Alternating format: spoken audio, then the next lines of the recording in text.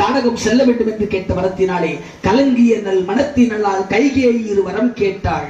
இலக்கு மனம் தன்னோடு ஏகியதோர் அடையாளம். அதனாலே வேறு வழியின்றி தந்தையின் வார்த்தையை செலவேற்கொண்டு பட்டாபிஷேக அலங்காரத்தை கலைந்து அலங்கோலமாய் சடைமுடி புனைந்து அன்னை சொன்ன வார்த்தைக்காக இலக்குமணன் இளைய பெருமாளோடும் தாயாகிய உங்களோடும் மூவருமாக சேர்ந்து கங்கை கரை அடைந்தீர்களாம். இதையும் ஒரு அடையாளமாக சொல்ல சொன்னார். கங்கை கரையிலே ஓடம் ஓட்டிக் கொண்ட குகனுடைய உதவியோடு அக்கறையில் கொண்டு போய் சேர்த்ததுனாலே இந்த குகனை இன்று முதல் நாம் ஐவரானோம் என்று ஒரு தம்பியாக ஏற்றாராம். இதையும் ஒரு அடையாளமாக சொல்ல சொன்னார். அது மட்டும் இல்ல, இன்னொரு விஷயம் சொன்னார். என்ன? நீங்க கானகம் வந்தால் கால் நகம் தேயும் வேண்டாம் சீதான் ஐயா சொன்ன போது நீங்க சொன்னீங்களா, நீங்கள் இருக்கும் இடம்தான் எனக்கு அயோத்தி என்று பின்தொடர்ந்தீர்களா? கானகத்தில் அந்த அரண்மனை வாயிற்படி கடக்காமன்னும் கானகம் வந்து விட்டதாம் என்று கேட்டீர்களா? இன்னும் அரண்மனையே கிடக்கவில்லை, அதற்குள் கானகம் வந்து விட்டதா என்று கேட்கிறாயே என்று பேசுகிறாராம். இதையும் ஒரு அடையாளமாக சொல்ல சொன்னார். ஏன்னா அவங்களுக்கு கூட நடந்த விஷயம்.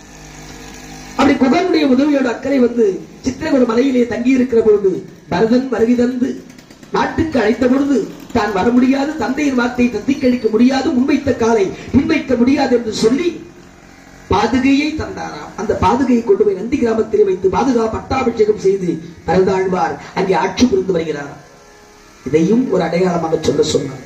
அன்னையே அது மட்டுமல்ல, அங்கிருந்து புறப்பட்டு தண்டகாருண்ய மனம் வந்து கரண் தூஷன் என்று சொல்லக்கூடியவர்கள் உங்களை கவர்ந்து செல்ல தெரிந்த பொழுது இளைய பெருமாளும் லட்சுமணனும் கரதூஷணரை வதம் செய்து தண்டகாருண்யமான முடிவுகளை காத்தார்களாம். இதையும் ஒரு அடையாளமாக சொல்ல சொன்னார். அந்த தண்டகாருண்ய முனிவர்கள், சுவாமி கருப்பா இருந்தாலும் அழகா இருக்கிறீங்க, உங்களை கொஞ்சம் தொட்டு பார்க்கணும்னு சின்ன ஆசைனாங்க. இப்பிறவியில் என்னை தீண்டுகிற தகுதி சீதைக்கு மட்டுமே உண்டு என்று சொல்லி அவர்களுக்கு ஒரு பிறவியை கொடுத்து அனுப்பி வைத்தார்.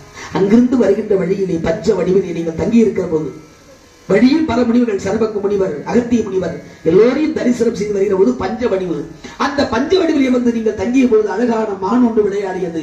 இம்மான் வேண்டும் என்று பெண்மானாகி நீங்கள் கேட்டதினால் அம்மானை தொடர்ந்து என் ஐயன் புறப்பட்டார். அப்படி புறப்பட்டு போகிற பொழுது வில்லேந்தி மாயம் புரிந்த மானை அழிக்க நினைத்தவர் ராமபாணத்தை விடுத்து அவனை கொண்டு குவித்தார். ராமபாணத்தினால் கொண்டு குவித்து அவன் வீழ்ந்த பொழுது சீதா அபயம், லக்ஷ்மணா அபயம் என்று அபய குரல் கேட்டது. அந்த அபய குரல் கேட்ட காரணத்தினாலே சீதா முடியா நீ எத்த